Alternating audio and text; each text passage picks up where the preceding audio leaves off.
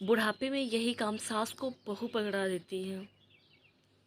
सरोजनी दीदी कब से बुला रही, उनकी बहू आई थी, 4 साल हो गए, चलो एक बार घूम आते हैं। राघव के बार बार कहने पर रागिनी तैयार हुई अपनी ननद के घर जाने।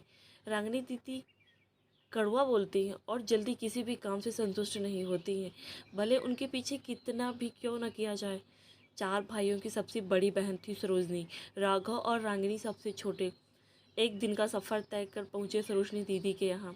रागिनी ने झुककर प्रणाम करते हुए बोली, मिल गया समय अपने मायके को छोड़ कहीं और जाने के लिए। भले ही रागिनी साल में एक बार मायके जाती है, किंतु सरोजनी दीदी को लगता है रानी हमेशा मायके चली जाती है।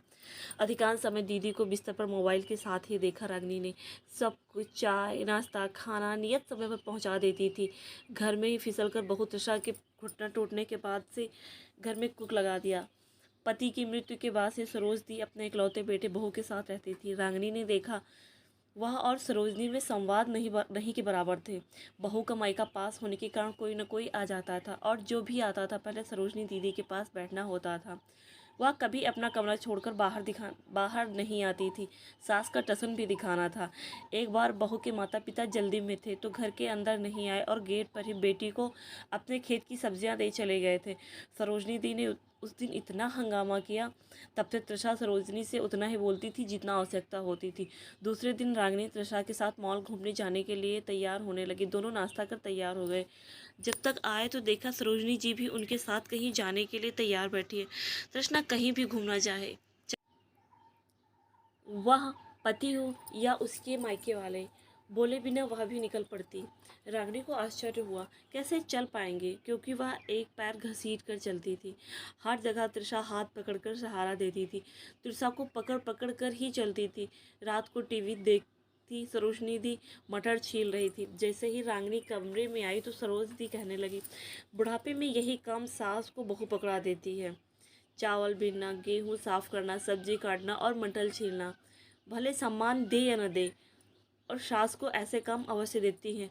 थोड़ी आवाज़ में नाराज़गी भी थी। कोई नहीं, ऐसे छोटे मोटे काम करते ही आप अपने को घर से जुड़ा हुआ महसूस करेंगे। कुछ काम ना भी करो तो खुद को परिवार से भी कटा कटा महसूस करेंगे। क्योंकि रानी ने देखा था, भले तृषा बात कम करती थी पर सरोजनी दीदी का पूरा ख्याल रखती थी। गुस्से में बोली, हाँ यही काम करना बाकी रह गया। बाकी तो इस घर में क्या हो रहा है, क्या निर्णय लिए जा रही हैं, मैं भी तो घर की एक सदस्य हूँ। सिर्फ मटर छील कर नहीं, उनके साथ बैठे बातें करें, अपना समय बिताएं, ताकि उन्हें भी अपनों के बीच और घर के सदस्य होने का एहसास बना रहे। बहू और सरोजनी दी के बीच में उत्पन्न हुई खाई सरोजनी जी द्वारा ही बनाई गई थी और वह चाहती हैं कि उन्हें महत्व दिया जाए। इसके लिए खुद में भी परिवर्तन लाना आवश्यक है। समय के साथ तालमेल मिलाकर चलना चाहिए। जब मेरे साथ ऐसा करती थी, अब मैं भी सास बनी हूँ, अपनी बहू के साथ ऐसा ही करूँगी। सोचना भी गलत है, क्योंकि आज की नारी शिक्षित, स्वतंत्र विचारों वाली है, आत्मनिर्भर और आत्मविश्वास किसी से कम नहीं रहने वाली है।